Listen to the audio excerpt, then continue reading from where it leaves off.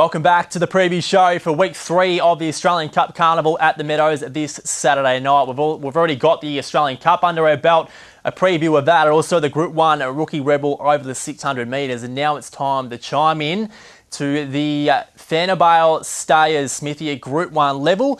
An honour roll, which is quite deep, some of the biggest Stayers names that we've seen in recent years, and of course headlined in 2018 by the Queen. Any list is headlined by Fanta Bale, if you ask me, Pat. She's an absolute superstar. She made the Australian Cup Carnival her own, and I think it's pretty reasonable to say that's why she's now got the race named after her. She won 4 of the 5 Group 1s over the Australian Cup. She won the Australian Cup, she won the Rookie Rebel, she won the Zoom Top, and she, of course, won the race that is now named in her honour. That used to be the Superstars, it's now the Fanta Bale, and she is an absolute superstar. The GOAT, if you ask me. Let's take a look at the field for 2025, and with some big names out of the series, with the likes of Palawa King over 600 metres and the Rookie Rebel. You sense a bit of it changing in the guard in the staying ranks, don't we? Absolutely. Val Policella, Palawa King, Kanya All Class in the Australian Cup after taking out the Top Gun, Ritza Piper, Drill Sergeant retired, Lanfranco, Black Silencer, who featured in the Zoom Top. So there's a hell of a lot of names that we don't see, but what we do see is a really quality field, and we see some greyhounds that we probably haven't seen the best of yet, and we're still figuring them out. The likes of Unreal Speed, Passmark, you know what you're going to get, Ethanol Water.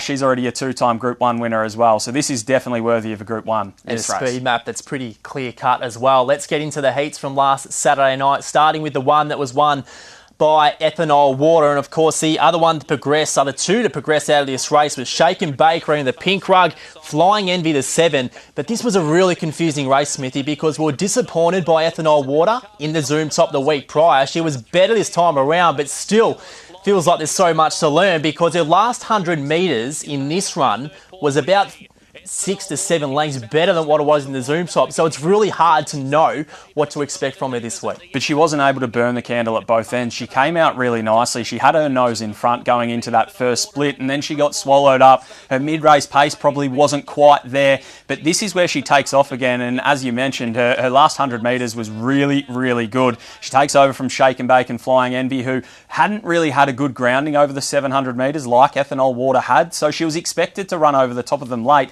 But it's becoming a little bit hard to try and expect things with Ethanol Water. Sometimes she goes straight to the front and runs 41.50 at Albion Park, and other times, like that, she gets shuffled back in the field and runs home really strongly. So she's a classy conveyance, but her race pattern's getting a little confusing for mine. It is, and she's got the draw to do whatever she wants this Saturday night, jumping from the red in the big G1. Now to move on to the second of the heats that was run and won by Groovebird, who's a greyhound who's just going from strength to strength. I mean, she's a very honest type, isn't she, Smithy? The other one to come out of this was Irish Millie wearing the black rug, but in Groovebird's circumstance, her speed between 50 and 100 and 100 to 200 is far superior to those she lines up against in the final. Well, we spoke about how Ethanol Water can mix her race patterns. That's not the case for Groovebird. You know exactly what she's going to deliver, and that's early speed, a great turn of foot, and then she's going to get a little bit tired late. There's stronger dogs like Irish Millie in this race, who's noted stayer, who runs home about 4 lengths quicker than Groovebird, but Groovebird gets such a break on them here that she manages to hold on. So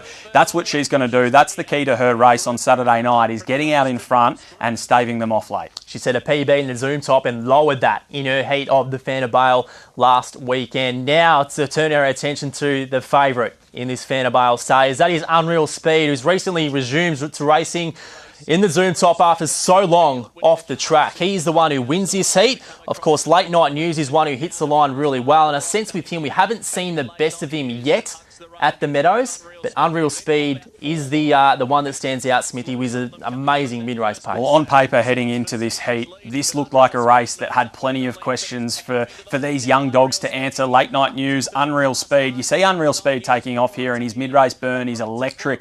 We're still figuring out the sort of dog he is. He's only had 13 starts. He had 8 months off going into that Zoom Top before he ran a gallant placing. You know what you're going to get from Passmark. He's just a tough stayer that'll just do it week in, week out. But Late Night News is the one that I wanted to highlight because it's an intriguing sort of run home. Fastest overall traditional run home of the race, but a last 100 maybe peaked on the run. Yeah, possibly. I mean, Irish Millie and Ethanol Water had better last 100 metre sections than late night news, but I think we've got to remember it was just his second outing at the track.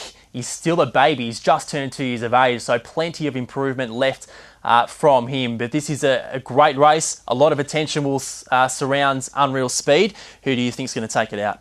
I can't go against Unreal Speed. I'm loving what Robbie Ritten's done with this dog. It's one of the training performances, not only of the year, but in recent memory, to present him for a Zoom top, back him up in a Fanta Bale heat, and then become the fastest heat qualifier there. And box number 6, I don't see that as any sort of issue. He's shown the last couple of weeks he likes to use the track a little bit, stays up the track, and his mid-race pace is absolutely electric. So as long as he can sit on the outside of the pace from the likes of Groove Bird, which I think he can, then he's going to be able to take over mid-race, and it's all up to him whether he's strong enough at this stage after 3 weeks in a row over the 700. And I'm with Unreal Speed as well. I mean, just look at this field. There's a lot of greyhounds with ability. They don't have the X factor and brilliance that I think Unreal Speed has. And I think as time goes on, the more runs he's going to get under his belt this campaign, the better he should get. So we're both with Unreal Speed for the Group 1 Fanta Bale at the Meadows this Saturday night. The feature event for the stayers. So there's a wrap of the 3 at Group 1s. We'll take a break and we'll be back with how the markets look ahead of the big ones on Saturday night.